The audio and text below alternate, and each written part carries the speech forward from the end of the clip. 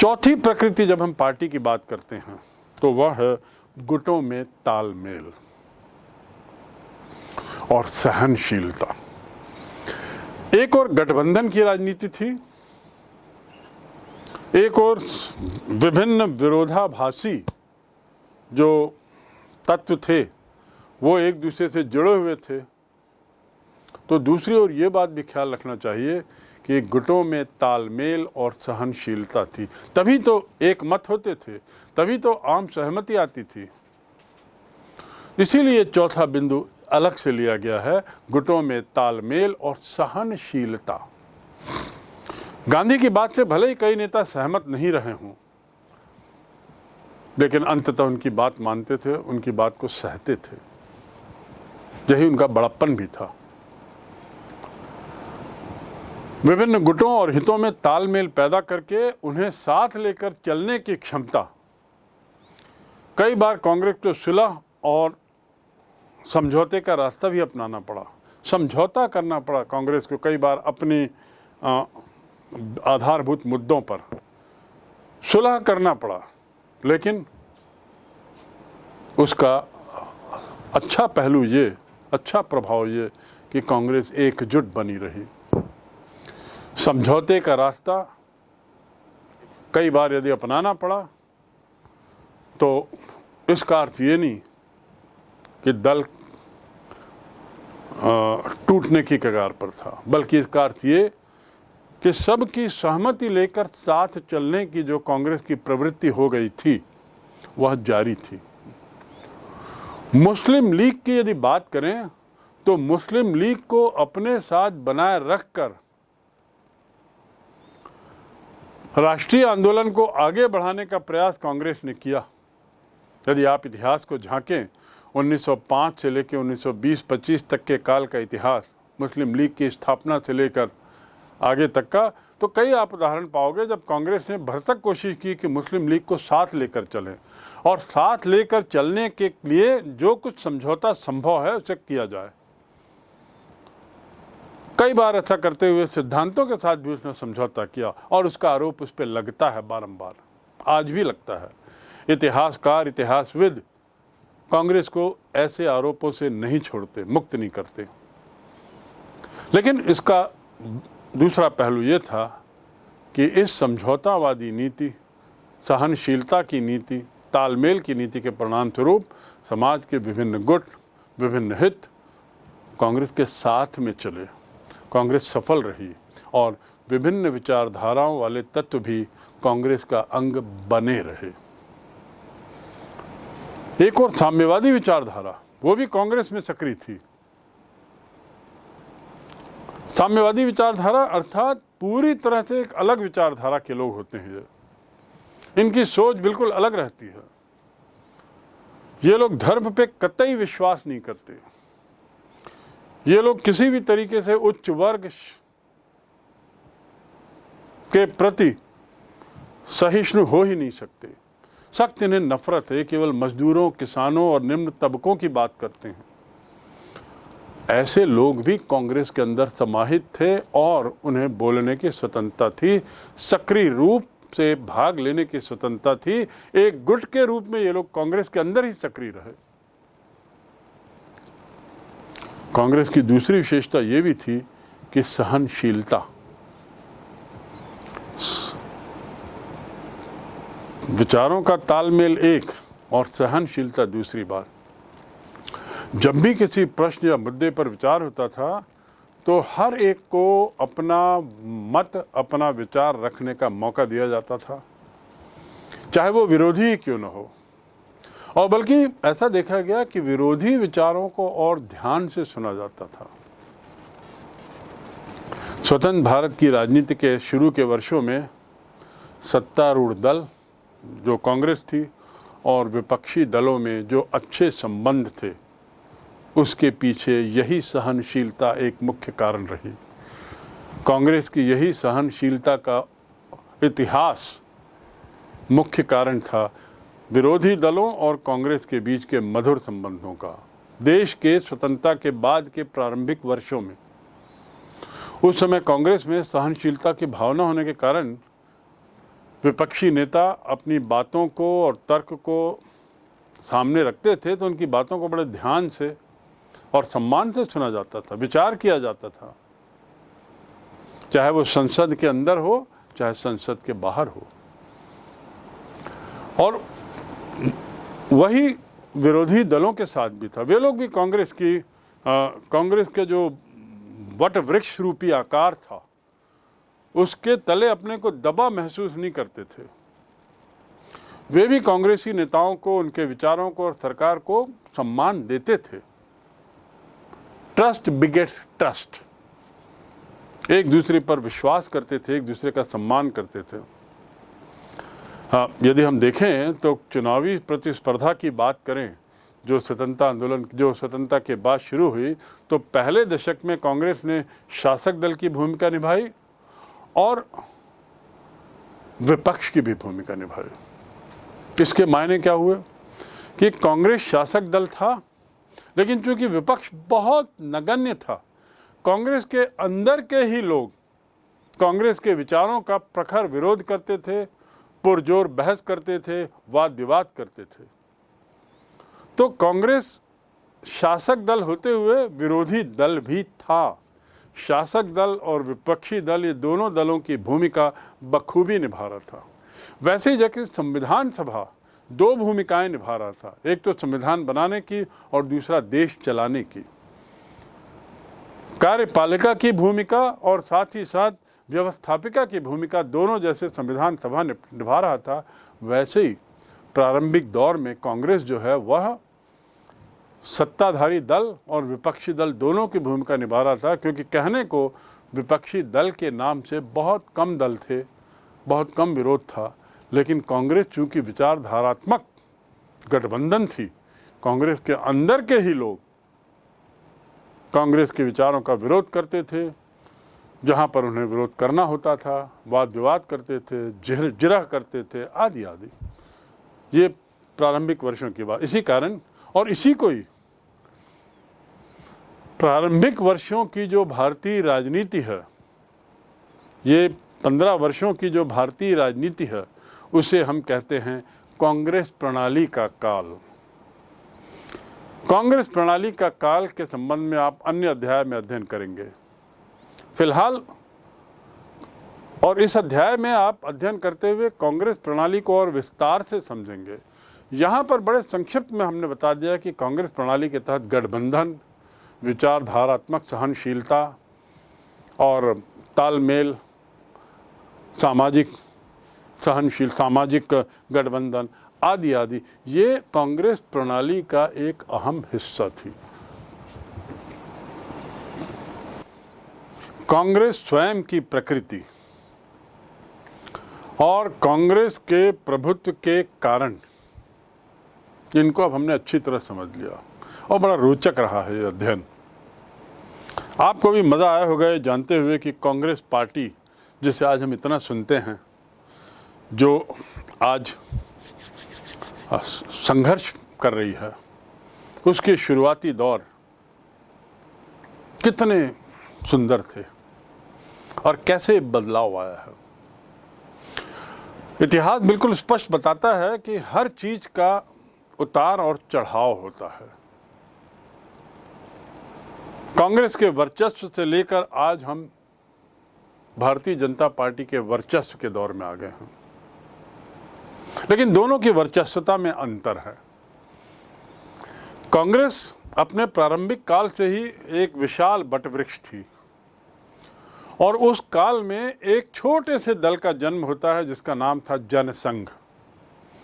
Doctor Shyama Prasad Mukherjee के द्वारा स्थापित एक अलग विचारधारा का दल अपने को जनसंघ नाम से शुरू करता है और प्रारंभिक चुनाव में से 3 सीटें मिलती हैं लोकसभा में।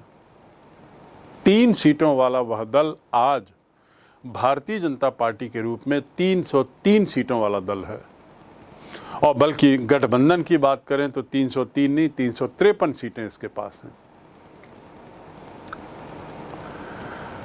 तो विपक्षी पार्टियां अपनी भूमिका समय समय पर निभाती रही, इसका भी हमने अध्ययन किया और जनसंघ भी एक विपक्षी पार्टी थी।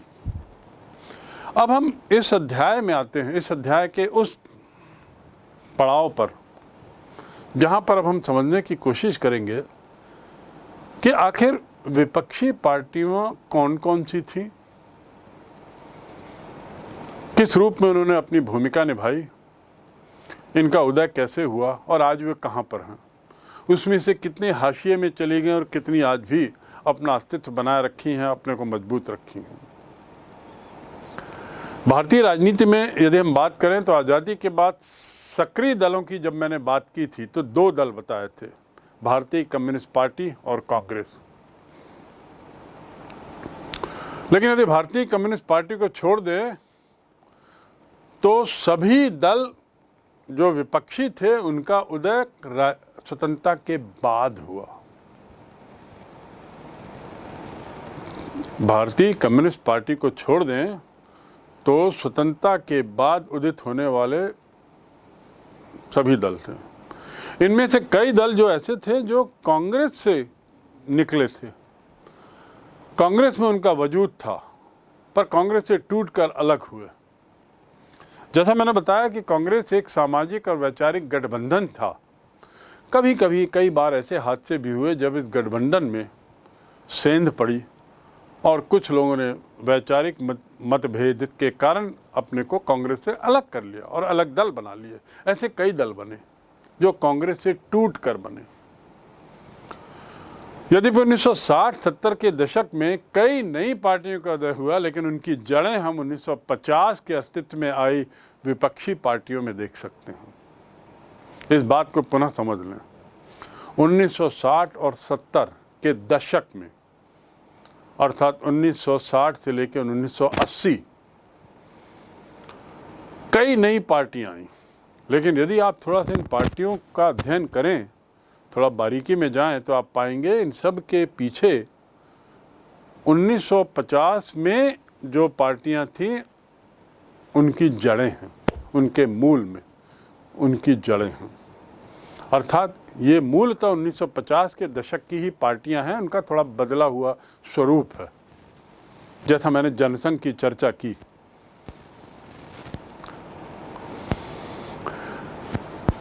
उन्नीस 1950 और 60 के दशक में विपक्षी पार्टियों को लोकसभा में नाम मात्र का प्रतिनिधित्व था।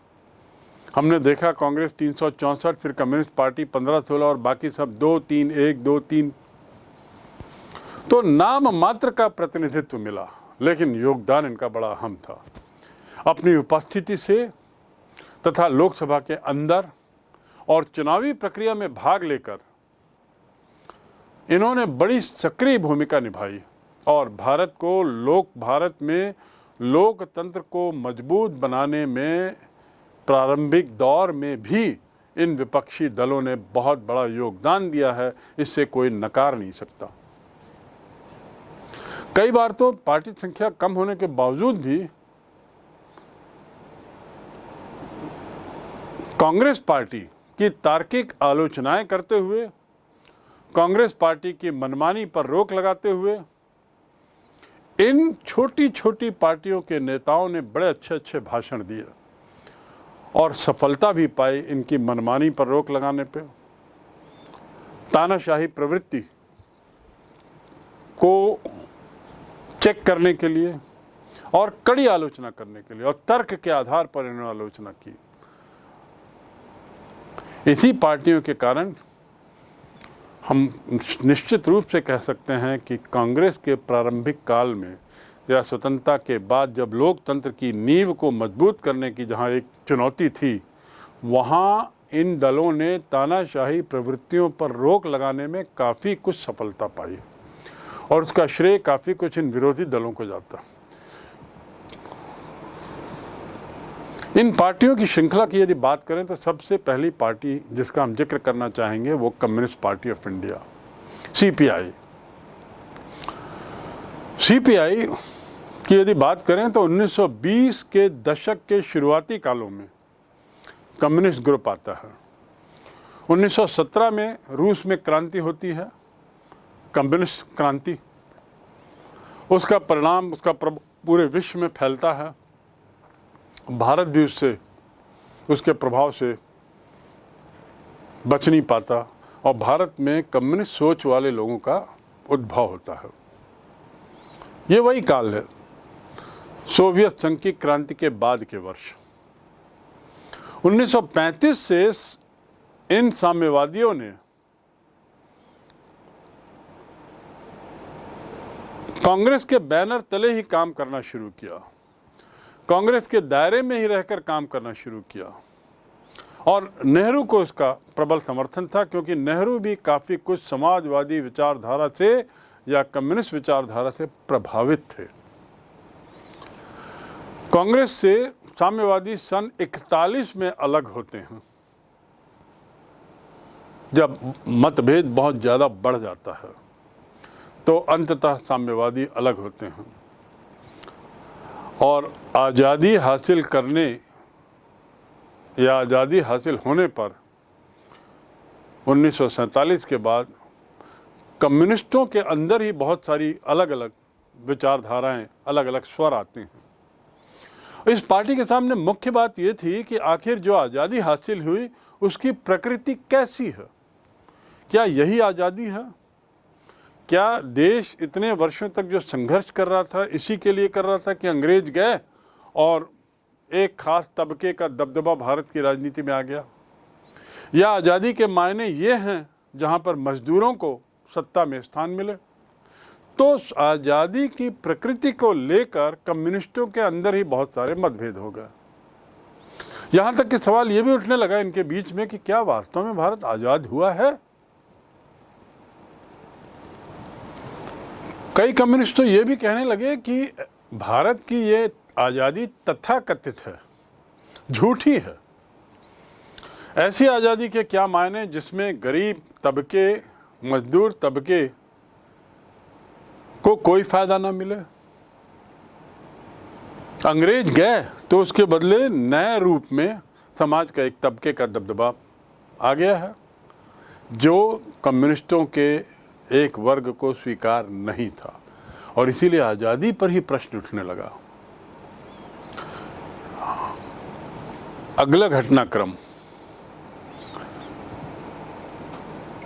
इस आज़ादी की बात को लेकर इस पर प्रश्न चिन्ह लगाते हुए तेलंगाना क्षेत्र में आंदोलन होता है। कम्युनिस्टों का हिंसात्मक आंदोलन करते हैं ये दिखाने के लिए कि वे लोग इस आज़ादी से खुश नहीं हैं।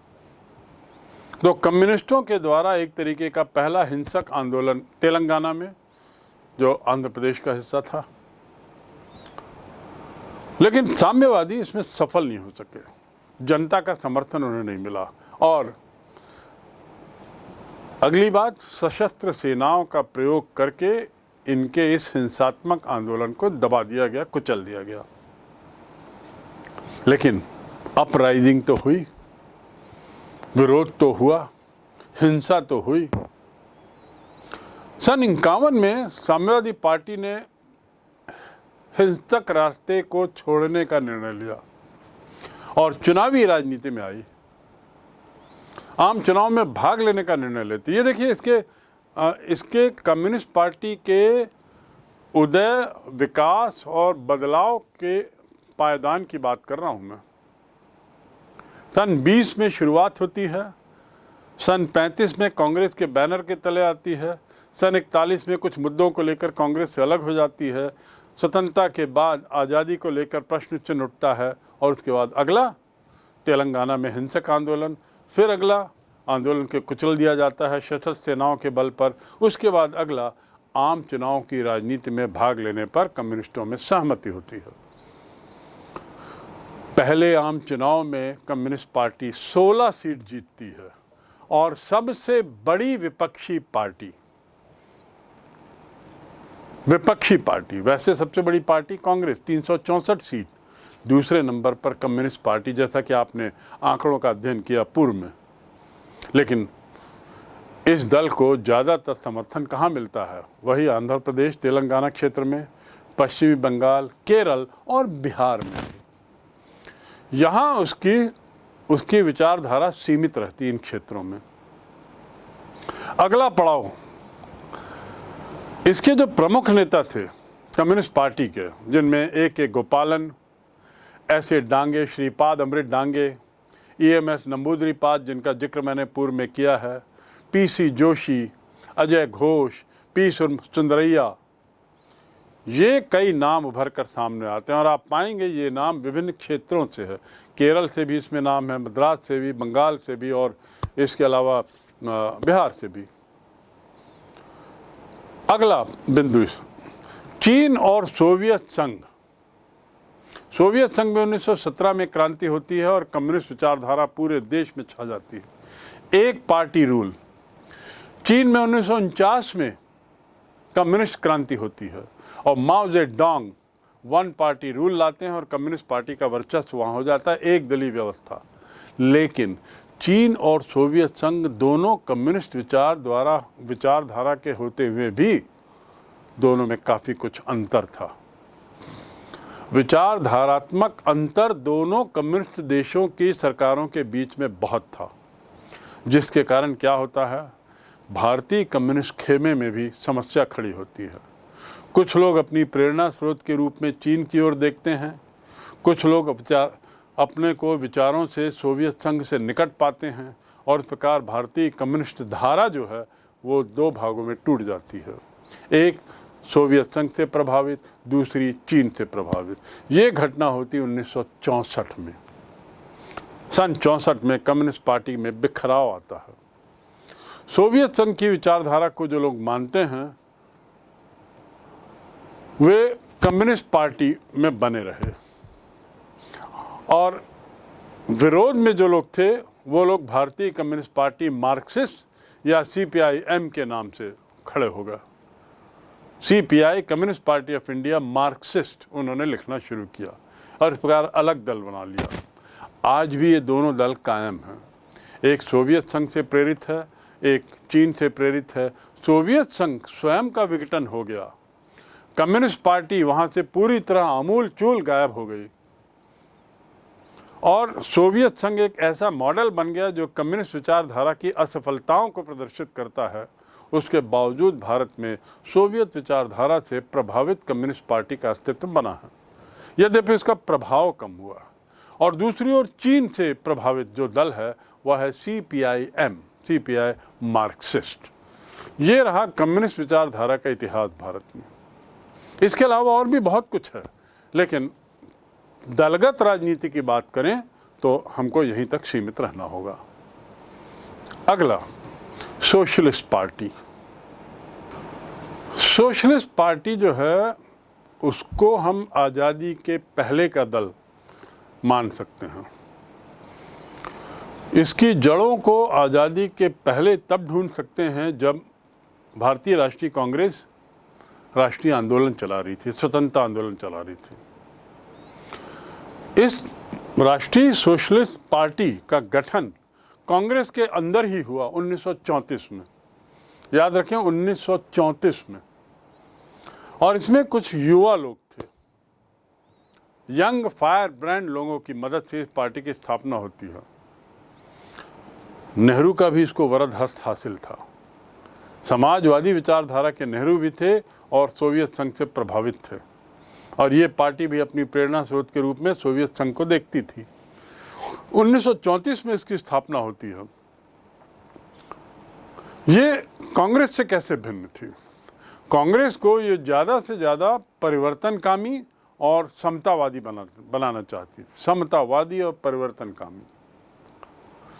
सन 1948 में कांग्रेस ने अपने संविधान में बदलाव किया। जब वो एक राजनीतिक दल बन जाती है, स्वतंत्रता आंदोलन समाप्त हो जाता है। गांधी तो यहाँ तक कहते हैं कि कांग्रेस को स्वतंत्रता आंदोलन के साथ ही भंग कर देना चाहिए, क्योंकि इसका जन्म स्वतंत्रता आंदोलन के लिए हुआ था। लेकिन ऐसा नहीं होता, वह पार्टी बनी रहती है, लेकिन कुछ बदलाव के साथ। 1948 में एक बदलाव उसने किया, और ये बदलाव इसलिए किया गया था ताकि कांग्रेस के सदस्य दोहरी सदस्यता न रखें, अर्थात सोशलिस्ट पार्टी के भी सदस्य रहें और कांग्रेस के भी सदस्य रहें। पहले वो गठबंधन था, लेकिन कोई संधि या कानूनी रूप से कोई सहमति नहीं थी। विचारधाराओं के प्रति सहनशीलता कांग्रेस के प्रकृति में थी, लेकिन अब बदलते परिप्रेक्ष्य में देखा गया कि ये प्रतिस्पर्धात्मक राजनीति जो है, सत्ता की राजनीति, उसमें विचारों का टकराव कुछ ज़्यादा ही हो रहा है और इसका कुछ दुरुपयोग भी होने की संभावना है। इसके मद्देनज़र कांग्रेस ने 1948 में एक बदलाव किया और कहा कि कांग्रेस के सदस्य दोहरी सदस्यता अब नहीं रख सकते। दोहरी सदस्यता रखते हुए वे कांग्रेस के सदस्य नहीं रहेंगे। इसका परिणाम और किनको ध्यान में रख के ये बदलाव किया गया था, यही सोशलिस्ट जैसे गुटों को। जैसे ये बदलाव लागू होता है, कांग्रेस के समाजवादी तत्व मजबूरन 1948 में अलग हो जाते हैं और अलग होकर क्या बनाते हैं? Socialist party. 1934 से में स्थापना, 1948 में विघटन, कांग्रेस से हटकर। मैंने आपको बताया कि बहुत सी पार्टियां 1950 के दशक में कांग्रेस से ही अलग होकर बनी हैं। उनमें सोशलिस्ट पार्टी एक थी, तो मजबूरन इन्हें अलग होना पड़ा और सोशलिस्ट पार्टी चुनाव में कुछ खास तो नहीं कर पाई, लेकिन अस्तित्व इसका बना रहा। इसके बुरे परफॉर्मेंस से पार्टी के जो समर्थक थे, उनको जो उम्मीद थी, उनमें बड़ी निराशा हुई। पहले चुनाव में तो उनको बहुत ही कम मत मिले। हालांकि सोशलिस्ट पार्टी की मौजूदगी हिंदुस्तान के अधिकतर राज्यों में थी, क्योंकि सोशलिस्ट पार्टी के बहुत से सदस्य पुराने कांग्रेसी थे जो पूरे देश में अंदरूनी इलाकों तक छाए हुए थे। लेकिन जो लोग छोड़कर सोशलिस्ट पार्टी में आए, कांग्रेस छोड़कर, वे उतने प्रभावशील साबित नहीं हुए कि वो सोशलिस्ट पार्टी को एक नई ऊर्जा दे सकें, सोशलिस्ट पार्टी को कांग्रेस की टक्कर का दल बना सकें। परिणामों ने साबित कर दिया इसकी ताकत बहुत कम है। इसे बहुत छिटपुट सफलता ही मिली बस, और बड़ी निराशा हुई। ये जो पार्टी थी, सोशलिस्ट पार्टी, ये समाजवादी लोकतांत्रिक समाजवाद की विचारधारा में विश्वास करती। समाजवादी लोकतांत्रिक समाजवाद, ये इसकी विचारधारा का हिस्सा था और इस आधार पे वे कांग्रेस तथा साम्यवादी दोनों से अलग थे। कांग्रेस की विचारधारा से अलग थे और कम्युनिस्ट विचारधारा से भी अलग थे, क्योंकि इनकी सोच थी लोकतांत्रिक समाजवाद। ये कांग्रेस की आलोचना इसलिए करते थे कि वह पूंजीपतियों और जमींदारों का पक्ष ले रही है और मजदूरों किसानों की उपेक्षा कर रही है। तो कांग्रेस की प्रकृति में निश्चित रूप से बदलाव तो आया था कि वो फिर से पुनः शिक्षित वर्गों के नेतृत्व वाली दल बन गई थी। जनाधार तो या जन आधार जो था, वो तो सामान्य जनता का था, आम आदमी का था, लेकिन ऊपर का नेतृत्व शिक्षित लोगों के हाथ में, धनाढ्य वर्ग के लोगों के हाथ में जाता हुआ दिखने पर इन समाजवादियों ने कटु आलोचना की और उस हद तक वो कांग्रेस से नाराज थे और इसीलिए अलग भी हुए। उनका बड़ा स्पष्ट आरोप था कि आपका दल जो है वो पूंजीपतियों का दल हो रहा है, जमींदारों का पक्ष ले रहा है, मजदूरों किसानों की उपेक्षा कर रहा है। इस समाजवादी विचारधारा का नेतृत्व राम मनोहर लोहिया, बहुत प्रसिद्ध नाम, लोहियावादी, बाद में एक नई विचारधारा आई। राम मनोहर लोहिया जो नेहरू को बराबर की टक्कर देते थे, वाद विवाद में जो संसद के अंदर अपने भाषणों के लिए जाने जाते हैं, वो राम मनोहर लोहिया के नेतृत्व में कुछ समाजवादियों ने कांग्रेस से अपनी दूरी बढ़ाई और कांग्रेस की आलोचना की और इन्हीं को हटाने के लिए 1948 में वो प्रावधान लाया गया कि दोहरी सदस्यता नहीं ले सकते। कुछ अन्य समाजवादी भी थे जिसमें अशोक मेहता, उन्होंने कांग्रेस के हल्के फुल्के सहयोग की तरफदारी भी की, लेकिन कुल मिलाकर यह हुआ कि सोशलिस्ट पार्टी अलग हो गई। इसके बाद में कई टुकड़े भी हुए। किसान मजदूर प्रजा पार्टी, प्रजा सोशलिस्ट पार्टी, संयुक्त सोशलिस्ट पार्टी, नए नए नामों से सोशलिस्ट पार्टी का ही विघटन होता चला गया, जिसमें जयप्रकाश नारायण, अच्युत पटवर्धन, अशोक मेहता आचार्य नरेंद्र देव, राम मनोहर लोहिया जिनका नाम मैंने पूर्व में लिया है, S.M. जोशी, ये सब बड़े प्रसिद्ध नाम थे और नेहरू से कोई कम नहीं थे अपने प्रभाव में, अपने विचारों में, अपनी स्पष्टवादिता में, अपनी जीवन शैली में। लेकिन दुर्भाग्य कि ये अपना वो प्रभाव नहीं छोड़ पाए जिसकी अपेक्षा थी। आज का जो हिंदुस्तान है, आज का जो भारत है, उसमें कई दल आप पाएंगे जो समाजवादी पार्टी या राष्ट्रीय जनता दल यूनाइटेड, जनता दल सेक्युलर, ये सब सोशलिस्ट पार्टी के ही विकृत रूप हैं।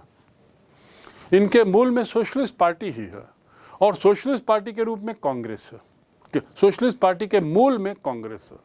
तो कुल मिलाकर ये कहा जा सकता है कि वर्तमान की जो बहुत सी पार्टियां हैं, उनका मूल, उनकी जड़ हम कांग्रेस में ही देख सकते हैं। और आज की तारीख में समाजवादी पार्टी उत्तर प्रदेश में है, राष्ट्रीय जनता दल एक बड़ा दल है, जनता दल यूनाइटेड, जनता दल सेक्युलर, कर्नाटक आदि और बहुत से कई क्षेत्रों में सोशलिस्ट के नाम से क्षेत्रीय प्रभाव जरूर डाल रहे हैं। इनमें सोशलिस्ट पार्टी की छाप देखी जा सकती है। अब हम आते हैं उस दल पर जिसका जन्म तो स्वतंत्रता के बाद हुआ, लेकिन 70 वर्षों में इसने अपने कुछ रूप बदले और आज सत्ता में है, अर्थात भारतीय जनता पार्टी, जिसका मूल नाम हम देखें तो भारतीय जनसंघ। मैंने पूर्व में इसका जिक्र करते हुए आपको बताया था कि भारतीय जनसंघ का गठन 1951 में हुआ। डॉक्टर श्यामा प्रसाद मुखर्जी इसके संस्थापक अध्यक्ष हुए और इस दल की जो जड़ें हैं उसे हम राष्ट्रीय स्वयंसेवक संघ और हिंदू महासभा में देख सकते हैं। अर्थात संस्थापक जो सदस्य थे 1951 में इस पार्टी के, ये वे सदस्य थे जो पूर्व में स्वतंत्रता से पहले आरएसएस और हिंदू महासभा से निकले हुए थे, उससे ट्रेनिंग लिए हुए थे, उससे उसकी छत्र छाया में बढ़े थे। जनसंघ की जब बात करते हैं तो उसकी जो विचारधारा, उसको हम स्पष्ट समझ लें। एक देश, एक संस्कृति, एक राष्ट्र, इनके मूल में इनके विचार। एक देश, एक संस्कृति और एक राष्ट्र। इनका मानना था कि देश भारतीय संस्कृति और परंपरा के आधार पर आधुनिक, प्रगतिशील और ताकतवर बन सकता है। अर्थात इनका जोर इस मूल मंत्र में तो था ही, जिसको मैंने कहा एक देश, एक संस्कृति और एक राष्ट्र। इसके अलावा काफ़ी कुछ ये परंपरावादी हैं।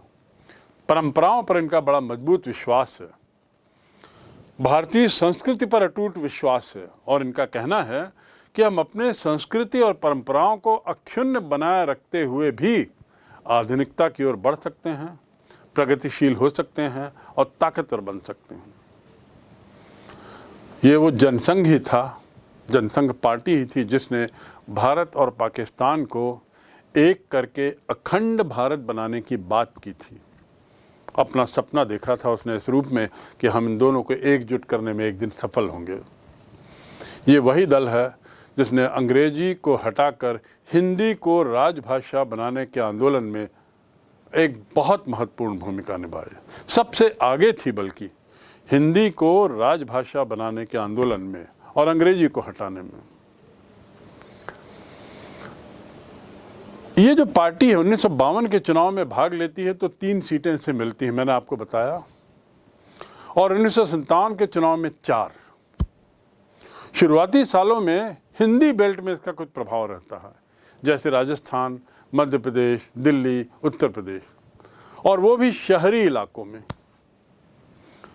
क्योंकि ग्रामीण स्तर पर इसकी पहुंच और पकड़ नहीं थी। जो भी था वो आरएसएस का था, जो भी थी इसकी पकड़ वो हिंदू महासभा की थी। पर आरएसएस और हिंदू महासभा राजनीतिक दल नहीं है। इन दो संस्थाओं से जो राजनीतिक दल के रूप में जो लोग सामने आते हैं और जनसंघी कहलाते हैं, वे इस बात पर विश्वास करते थे कि एक राष्ट्र एक संस्कृति हो, और चूंकि इनकी खुद की पैठ अंदर तक नहीं थी, अंदरूनी इलाकों तक, इनका वोट बैंक जो है वो शहरों तक सीमित रहा, वो भी हिंदी बेल्ट में। इनके जो मुख्य नेता थे श्यामा प्रसाद मुखर्जी, पंडित दीनदयाल उपाध्याय, बलराज मधोक और कुछ अन्य। बाद में इसका रूप बदलता है, रूप तो नहीं, इसका नाम बदलता चला जाता है। राजनीतिक बदलाव में, चुनावी राजनीति के परिप्रेक्ष्य में कुछ बदलाव होते होते अंततः आज ये भारतीय जनता पार्टी के रूप में खड़ी है। तो हम कह सकते हैं कि भारतीय जनता पार्टी की जड़ें जो हैं वो जनसंघ में हैं, और जनसंघ के जो संस्थापक लोग थे, देखा जाए तो एक तरीके से राष्ट्रीय आंदोलन में अपने तरीके से सक्रिय थे, आरएसएस के माध्यम से, हिंदू महासभा के माध्यम से, पर कांग्रेस से इनका कोई जुड़ाव नहीं था। विरोधी दलों के बारे में बात करने के बाद संक्षिप्त में आपको इनकी भूमिका बताना जरूरी होगा। क्या भूमिका रही? पहला, सिद्धांतों के बल पर कांग्रेस की नीति और व्यवहारों की कड़ी आलोचना करते रहना, और जैसा मैंने कहा, भाषण देने में, वाद विवाद करने में विरोधी दलों के नेता किसी से कम नहीं थे। तार्किक तरीके से विवाद करने में इन्हें महारत हासिल थी, और यही लोकतंत्र के लिए बहुत आवश्यक भी था। दूसरी भूमिका जो विरोधी दलों ने निभाई वो थी कि शासक दल पर अंकुश इन दलों के कारण लगा। शासक दल की निरंकुशता, तानाशाही पर लगाम लगाने का बहुत महत्वपूर्ण कार्य इन दलों ने किया। कांग्रेस के भीतर भी शक्ति संतुलन को बदलने में, शक्ति संतुलन को में बदलाव लाते रहने में विपक्षी दलों की भूमिका बड़ी अहम रहे, क्योंकि कांग्रेस से ही कई लोग निकलकर नए नए दल बनाते रहे।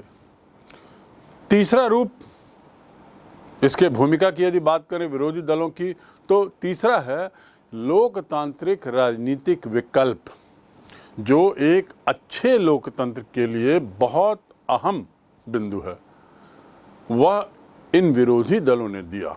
और इस प्रकार जो शब्द मैं बार बार बोल रहा हूं, लोकतांत्रिक व्यवस्था को जमीनी स्तर पर बढ़ाया। लोकतांत्रिक राजनीतिक विकल्प, उस समय जो शैशवावस्था में जो दल थे, आज वे सत्ता में हैं। हम जनसंघ की बात कर रहे हैं, जो जनसंघ 1952-50 में जिसका जन्म हुआ, आज वह सत्ता में है और कई वर्षों से सत्ता में रही है, चाहे वो केंद्र में, चाहे वो राज्यों में। तो इस प्रकार इनकी भूमिका को नकारा नहीं जा सकता। राजनीतिक विकल्प के रूप में इन्होंने जो काम किया। चौथी भूमिका, शुरुआती सालों में कांग्रेस और विपक्षी दलों के नेताओं के बीच में जो गहरा सम्मान था, जिसके बहुत से कारण थे, उस सम्मान के परिणाम स्वरूप एक अच्छी परंपरा लागू हुई, और उसी परंपरा का परिणाम था कि कांग्रेस इतना भारी भरकम वर्चस्व होते हुए भी तानाशाही रवैया अपनाने से दूर रही। और अंतिम है कि विपक्षी दल के कुछ नेताओं को सरकार में भी शामिल किया जाना, यानी उनकी ऐसी भूमिका भी थी कि वह सरकार में रहते हुए भी विपक्षी दल के हों। और इस प्रकार हम देख सकते हैं कि मंत्रिमंडल में B.R. अम्बेडकर थे, श्यामा प्रसाद मुखर्जी थे, ये दोनों प्रखर विपक्षी नेता थे। इनका सरकार में रहना और विपक्षी दलों की आवाज़ को रखना, ये एक स्वयं में एक बहुत अच्छी लोकतांत्रिक व्यवस्था का शानदार उदाहरण है। चुनावी राजनीति की यदि बात करें तो भारतीय जनता पार्टी 37.36% वोट पाती है जनता का, which is the highest vote share, जो अधिकतम वोट शेयर है किसी एक पार्टी के द्वारा 1989 के बाद। याद रखेंगे 1989 यानी VP सिंह के प्रधानमंत्रित्व का काल, जब मंडल कमीशन लागू होता है, मंडल आयोग आता है, और अदर बैकवर्ड क्लासेस की एक कैटेगरी के लिए आरक्षण का प्रावधान आता है, जिसको लेकर पूरे देश में भूचाल मचता है, उस समय के बाद से लेकर अब तक में सबसे ज़्यादा वोट शेयर के साथ भारतीय जनता पार्टी सत्ता में आई है और 303 सीटें जीती है। इस प्रकार उसने अपनी सीटों में और बढ़ावा किया है। इसके अलावा जो यदि हम नेशनल डेमोक्रेटिक फ्रंट की बात करें या अलायंस की बात करें, एनडीए, तो 353 सीटें हैं इसके पास 545 में, एक बहुत बड़ी संख्या है। तुलना करें कांग्रेस से, वह काल उस काल का जिसे हम वर्चस्व का काल कहते हैं, जहां उसके पास 364, 367, 371 सीटें थी, इस चुनाव में उसकी संख्या घटकर, सीटों की संख्या घटकर मात्र 52 हो गई। और इस प्रकार जो वर्चस्वता कांग्रेस की उस समय थी, कमोबेश वैसी वर्चस्वता पिछले गत 15 वर्षों से भारतीय जनता पार्टी की है। आज कांग्रेस की यह स्थिति हो गई कि 10% सीट भी उसे नहीं मिली है, जो कि आवश्यक है इस बात के लिए कि विरोधी दल का नेता उस दल से आता है जो 10% सीटें जिसे लोकसभा की मिलती हैं, और विरोधी दल के नेता को लोकसभा के मंत्री का दर्जा मिलता है। दुर्भाग्य से कांग्रेस का ये हश्र हुआ है कि उसे 10% सीट न मिलने के कारण विरोधी दल के नेता के पद से भी वो वंचित रह गई। कांग्रेस के नेतृत्व में जो यूपीए है, यूनाइटेड प्रोग्रेसिव अलायंस, उसे 91 सीट मिली हैं। 52 कांग्रेस को और शेष सीटें यूपीए को के अलायंस को, कुल सीटें इनकी 91 हो गई। उसके अलावा एक तीसरा गुट है एनडीए, फिर यूपीए और तीसरा गुट, उसे कुल 98 सीट मिलती हैं। अध्याय के प्रारंभ में हमने जिन बिंदुओं को बताया था और कहा था कि इन बिंदुओं पर अध्ययन होगा, उम्मीद है वे सारे बिंदु अब आपको स्पष्ट हो गए होंगे। उदाहरण के लिए पहला बिंदु था चुनावी राजनीति के पहले दशक की बातों पर गौर। कौन कौन सी बातें थीं? दूसरा बिंदु एक स्वतंत्र और निष्पक्ष चुनाव प्रणाली की स्थापना, जिसमें चुनाव आयोग मुख्य था। तीसरा, आज़ादी के बाद के शुरुआती सालों में कांग्रेस का दबदबा। और चौथा और अंतिम, विपक्षी दलों और उसकी नीतियों का उद्भव। ये चारों बिंदु आपके इस अध्याय की समाप्ति होते होते पूरे कर लिए गए हैं। कांग्रेस की सफलता के कारणों की यदि बात करें तो एक बहुत बड़ा कारण था उसके विभिन्न गुटों में तालमेल और सहनशीलता। अगर कोई समूह नाखुश था तो भी वो पार्टी में बना रहता था, पहली बात। दूसरी बात, पार्टी को छोड़कर विपक्षी की भूमिका से बाहर रहकर दूसरे समूह से लड़ना उसे उचित नहीं लगता था। तीसरा, कांग्रेस की गठबंधनी स्वभाव, जिसे मैं इस तरीके से कहूँगा, कांग्रेस के स्वभाव में था गठबंधन की नीति। तो उसका जो गठबंधनी स्वभाव था, उसकी जो गठबंधनी प्रवृत्ति थी, जिसमें जो भी आए वो गठबंधन में शामिल हो जाए, उसने भी कांग्रेस को के वर्चस्व को बनाए रखने में अहम भूमिका निभाई। और चौथा है सुलह की नीति, समझौते के रास्ते पर चलना और सर्व समावेशी होना, जो किसी भी एक गठबंधन की विशेषता होती है, उसका प्रारंभिक काल में कांग्रेस ने बखूबी पालन किया। कांग्रेस के प्रभुत्व की जो प्रकृति को जिस तरीके से हमने समझा, उसे हम कुछ इस रूप में भी देख सकते हैं। खासकर जब हम तुलना करें अन्य देशों के साथ भी तो और स्पष्ट हो जाएगा, जिसमें पहले है कांग्रेस के प्रभुत्व की स्थिति, अन्य देशों में एक पार्टी के प्रभुत्व और भारत में एक पार्टी के प्रभुत्व में अंतर क्या। तो अन्य देशों की यदि बात करते हैं तो उसमें लोकतंत्र की कीमत पर एक पार्टी का प्रभुत्व रहा, और उसमें उदाहरण है चीन, क्यूबा, सीरिया। संविधान में सिर्फ एक ही पार्टी के लिए अनुमति थी।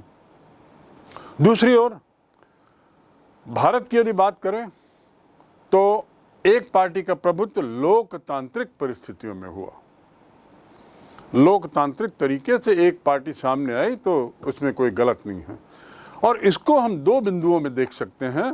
मुख्य और निष्पक्ष माहौल में एक के बाद एक चुनाव होना एक कारण था, दूसरा कारण था कांग्रेस एक सुगठित पार्टी थी, और तीसरा था आज़ादी के आंदोलन के दौरान उसकी जो ऐतिहासिक भूमिका थी। ये तीन बिंदु हुए। जहाँ तक अन्य देशों की बात है उसमें एक और बिंदु हम जोड़ सकते हैं, वह है म्यांमार, बेलारूस और इरिट्रिया। इन देशों में जो है व्यवस्था, शासन व्यवस्था कहने को तो लोकतांत्रिक, लेकिन सैन्य उपायों के बल पर। पाकिस्तान में भी बहुत बार ऐसा हुआ जब तथाकथित लोकतांत्रिक व्यवस्था के नाम पर फौज के जनरल सत्ता में आते हैं, फौज के जनरल सत्ता में रहते हुए चुनाव कराते हैं। ये कतई निष्पक्ष नहीं थे।